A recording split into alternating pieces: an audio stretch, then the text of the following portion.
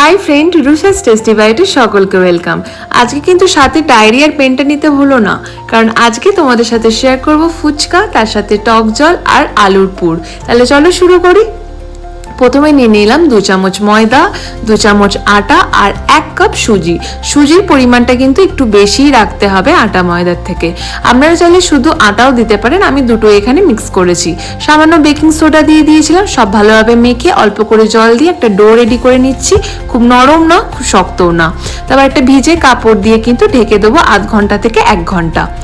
এদিকে আমি একটা ফুচকার যে মেন মশলা সেটা রেডি করে নেবো। তার জন্য লাগবে ধনে, জিরে আর শুকনো লঙ্কা ড্রাই রোস্ট করে পাউডার বানিয়ে নেবো।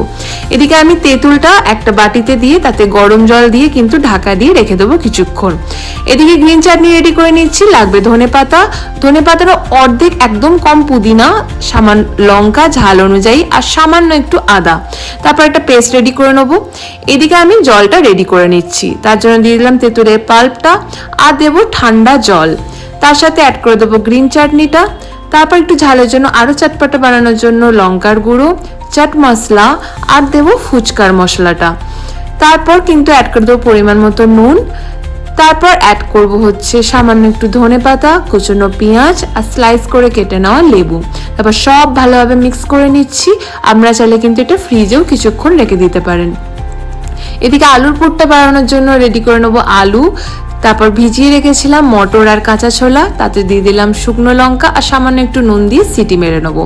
এদিকে আমার 1 ঘন্টা হয়ে গেছে আর ডো থেকে একদম ছোট ছোট আকারে বল কিন্তু কেটে নিচ্ছি। তারপর চাকতি বেলার ওপর একটু তেল দিয়ে সব কিন্তু এইভাবে বেলে নিতে হবে। তারপর এদিকে তেলটা কিন্তু আগেই বসিয়ে দিয়েছিলাম। তেলটা কিন্তু প্রথমে গরম করে নেবেন, তারপর একদম গ্যাসের ফ্লেমটা লো করে দিয়ে ফুচকাগুলো কিন্তু ভেজে নেবেন।